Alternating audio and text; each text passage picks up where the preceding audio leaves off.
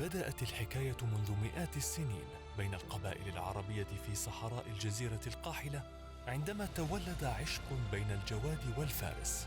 ورغم كل الظروف القاسية استمرت شعلة التلاحم بينهم حتى يومنا هذا.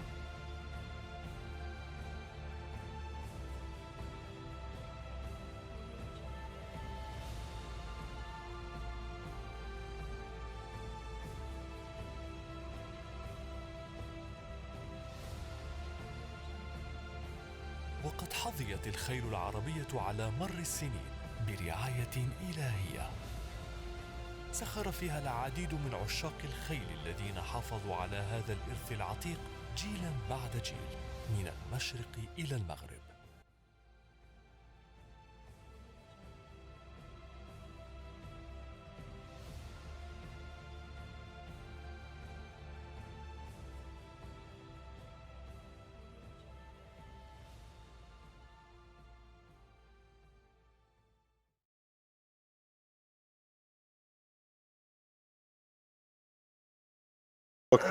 Dr. Nagel, it is always a pleasure to have you in Kuwait. And every time you come, it's like the first time. I like to come. Really. We really always enjoy it. Always enjoy it And together. I like to come. Today we have a really great, nice weather, the Arabian Horse Show, and we'll go and do some farm visits. So we thought we'll take some time to just have a small interview with you regarding your breeding program. You've been breeding for 50 years, plus 50 years, Arabian horses. You are one of the peers, most known Arabian horse breeder in the Egyptian world. And I would like to discuss with you the inbreeding program that you've been doing for the past probably 30 years, the inbreeding of your horses. What was the idea behind inbreeding? How are you doing this inbreeding program? It's sometimes more controversial. Some people agree with it. Some people don't agree with it. And why are you doing it? So if you please could brief us on that. There are several things which occurred to me in the past years, past 50 years, which made me wonder. And I wanted to find out where they come from, and if these many stories and tales told about the Arabian horse have a good base or their imaginations. And let me start from the very, very beginning, then something comes clear. When the first Arabian horses came to Europe, they were not bringing males and females. They were bringing only stallions. And it was in the middle of the 19th century. Yes. And the idea of the stallions was to improve the local breed. Yes. To breed purebred Arabians, at that time nobody thought about it. But the idea was to improve the horses which they have.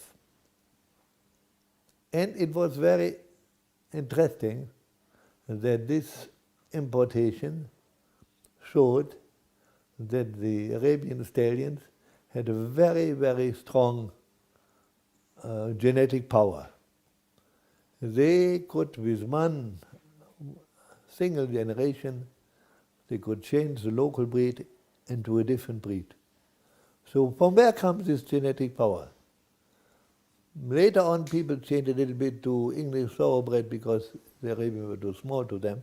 But this Arabian horse created a lot of new breeds. The most known one is the Shagya in Hungary. When the Hungarians had a local breed, the Hungarian land race, and they brought several stallions from the Middle East, and then all of a sudden came out a new breed which is still existing today. So where comes this power? And normally, what we know today,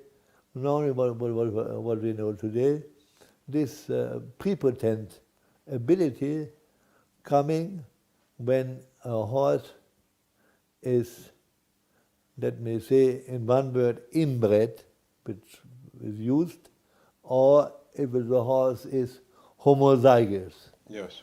Homozygous means that it breeds true for a long time. This is number one. Number second, everybody who makes a breeding program likes to see that his offspring look similar. You want to have foals which are similar to each other, which are not all different. One is like this, and one is like this, one like this. You want a nice homogeneous group of horses. So to have homogeneous horse, again, you need prepotent horses which can only do that.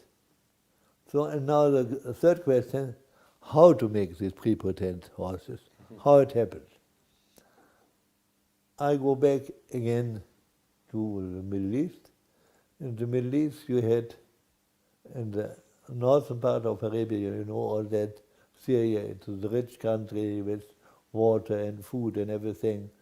The Arabians which were bred there were bred in large numbers, in groups of, I don't know, maybe 100, what was told. Then if you go to the peninsula was a poor country. In every respect, the people were poor. You had only a few horses there. And it looked like that these few horses, first of all, one owner had a few. Secondly, if you want to breed to another stallion, you had to go a big distance to do this. So it was convenient to make a kind of inbreeding. And this kind of inbreeding, which they did out of convenience, because they just saw it's working, created a population which became more and more homogeneous. Yes. And this homogeneous explained why the stallions from the Middle East did this good job as an improver in Europe. Yes. So this was one thing I wanted to know. The second thing where I was driving at, I said before, as a breeder you want to have a group of horses which are quite similar, which you want to have. Now, in order to do this, you have to find a group of females, a group of males, which bring you already in a good position, that you do not start with two different looking horses. Yes. So these horses, which are bred in the peninsula at a time, a lot of them came by chance to Egypt. Everybody knows the story of our Pasha. And then I was thinking, considering what I said before, so where I find already a population which has already passed such a period of close breeding, so it must come from the peninsula and not from the north of Arabia. And when I then came to Egypt in the 60s, I came the first time to Egypt, then I saw this group of horses. Before I know the Babona horses, before I know the Arabians in Germany, before I know the Arabians in Poland, I was very much impressed about this group which I saw in Cairo. I gave all my other interests up and concentrated to study this population well. I was very lucky. I found a man there. He used to be the Deputy Minister of Agriculture, Dr. Amin Zahir, one of the great connoisseurs of Arabian horse in the Middle East. And he saw my big interest, and I asked him to help me and to tell me what he knows. I was really listening to him. He was my professor, I was his student, and I learned from him a lot. And I came more and more deeper into this whole matter. In the same time, he was a veterinarian in Al-Zara for more than 10 years before, and he also breeds very well. And he could give me very nice assistance and help. which mares on the families in Elzara I should concentrate on, I should study. And also, he has written a nice book about Arabian horse breeding. He told me a lot of things which I could use quite well in the close breeding program I'm doing. Which year was this, Dr. Nagel? This was in 1967. In 1967 I was also lucky. In 8 it was the war, just the war was past, the war was lost, and nobody came to Cairo to buy horses. Nobody. And Cairo was, the El Zara station was three generations of foals which did not find a buyer. So I had a very, very good possibility, a big choice in front of me. Correct, yes. Later on, as soon as it settled again, the choice was very limited because the big buyers from America came and bought too much, and we Europeans with our money could not compete with the dollar. Anyhow, so I had a good possibility. I had a large group of horses I could choose from, and I had a guidance where to go and where not to go. Then my idea was, I had to learn, I must say also. I had to learn, I was breeding with my horses, a little bit in a way just to get foals and to see them nice and here and there. So I really was not so directed in a certain foal. I enjoyed them, I enjoyed them. And only after 15 years, then I said, now you have to bring order into the whole thing. Yes. And then I was starting to, everybody talks, I have a breeding program. And then I was looking around, I visited so many people in America or in Poland. What is the breeding program? What is it? What do they mean by this? Honestly, a breeding program which is really based on scientific knowledge, I did not find. Breeding program was what we call, by the way, I should say I'm an animal breeder. I worked in a company where we were producer of pure lines of poultry, and also later on when I was in Barcelona, we produced our own sheep line. So I know about it. I was surrounded by 3 geneticists all my life. I'm not a geneticist, but I had to guide them also. And so I know a lot was going on in modern breeding. What most of the breeding program means with these people, it's improving.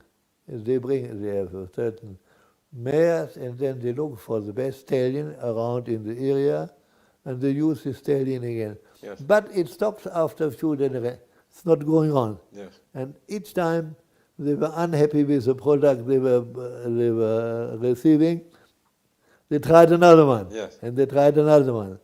So in this respect, there was not a consistent of breeding. Normally, when you look today how a breed is done today, you try to bring a breed or population into a kind of a homozygous situation. Yes. In a homozygous situation, your idea is to fix certain characteristics that they are so strong that they could jump from one generation to the other. Yeah. To fix such characteristics, first of all, you have to know them. And you have to make a very nice plan. What is the characteristic you're shooting for? On livestock, it's easy. On chicken, you want eggs. On a broiler, you want the big breast. On a cow, you want more milk, yes. more fat. But you have to fix it very nicely. And then also, by doing this, by knowing this, you know also very quickly, after a while, which of the traits can be transferred to the next generation quickly, and which one are very, very difficult to improve. So one of the, I say this by purpose, one of the strongest traits and the highest heritability is size. Yes. So if you want to make from a small horse a big horse, very easy. It's easy. If you make from a small chicken a big chicken, it's easy. Yes. But when you, by example, very difficult is fertility. Yes. When you want to transfer fertility, very, very different. Yes. So these things you know a little bit, and you can give to a lot of Why items. is that? Why is size more difficult? It is like That's the that. way it is. It's like it is. Yes. Like it is. Feed conversion. When Papa is fed, the children mostly are also fed.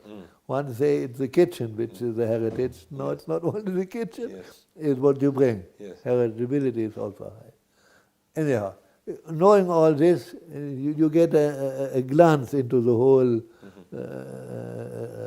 life condition there. And then I was, then I want to mention something. Then we in Germany have a club which is called Asyl Club. Yes. And this Asyl Club normally has, it's well known, there are mainly all Egyptian horses is in this horse.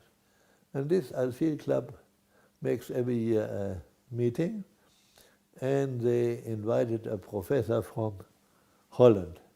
Cannot remember the name now, but and this man made very, very nice presentation. He was the advisor of the University of Munich, and where they have a cattle breed. And then he made a scheme. I said, he told me, I told to the public, if I have 3 families, from 3 families, I can make a worldwide population. I don't need not more than this. If I do it right and I know how to do it. And what's the definition of a family? A family is one member or several members? A family, in a way, a family should be, it can be a few, can be maybe only 2, can be even 1. But it can be also, on the council, it can be also, if it's better, a homogeneous group. Yes. 1 is homogeneous, 2 not yet, but you can make them homogeneous. Yes. So if you have these 3 groups, families. then you can build up. So then I was thinking, this is quite interesting. And also how I come to the point that I get an Arabian horse, me, myself, in my farm, which has a typical look in itself. How I can do that? So the only way is to think, to go into a kind of breeding where the homozygous genes getting stronger and stronger and stronger, and then I come to a look which is quite similar.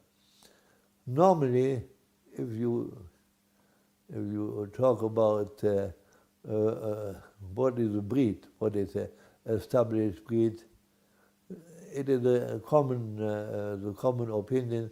You need 5 generations to establish a common breed. Yes. Dog breeding is very famous. You have so many breeds of dogs. And dog breeds, when you have Rhodesian or whatever, Yes. if you look at it, if you have a 5 generations, Yes. then you arrive to a point where you have a relative equal look of the whole. And the grandparents are not showing anymore. Yeah. Yes. Then you have your dog which you like. Yes. From time to time, maybe one comes through from the past. Yes. But if you do it right, you have a breed, and this is then established. And I think why we talk in the Arabian horse about 5-generation pedigree, I don't know who put this term, but I know it is there, and all stud books worldwide are based basically on the 5-generation pedigree. Yes. If you 5-generation pedigree, you accept it to be Within the stud book. to be in the stud book. Yes. So this is, then I said, if I think if you start as an old man, it's too late. To finish the program, yes. Finish. But if you start when you're 40 years old and you are lucky, and then you can maybe... But you started younger. No, the first 15 years was playing around. Yes, And yes, okay. Then I got Yes, it yes, again. yes. Then I said, maybe I can do it. Now, and then knowing this, I thought, if I find a type of horse, if in my population, which is, or say the other way, I was getting already in the 15 years a lot of babies. They were there. So which ones of the babies, which one of the foals I kept, and which one I did not like. Yes. So I made my mind up, this is the type of foal I want to have. And that I can have them, Yes. I know because I had some of them. But I want to make more. I want to make them look all of them. And so I had to select within the group I had a little bit which one I kept and which one I should not keep. So in the end, and also based on this RC meeting and this professor from Holland, I said, 3 families look a little bit small to me. I want 4 families. And these 4 families, I want each family looking its own way. I do not want to have all families look the same. Yes. Because if all family looks the same, you have no future. Because if you want to improve, you can only do if there are no variation anymore. You cannot improve nothing. Within the group. Yeah, if everything is the same, the end of the story. So people always maybe mix between having a similar type and where does the line end between a similar type within the group and having variation within the group and they're still looking similar? There is a term, old term, which comes from old Trakehner breeder from there. He said the term breed equal to equal. Yes. This is a very nice thing. They asked him how Can you you elaborate do on that? how you do this. Yes. You should choose. I make it very simple. If you have a mare and a stallion, and these looking totally different from each other, everything is unpredictable which comes out.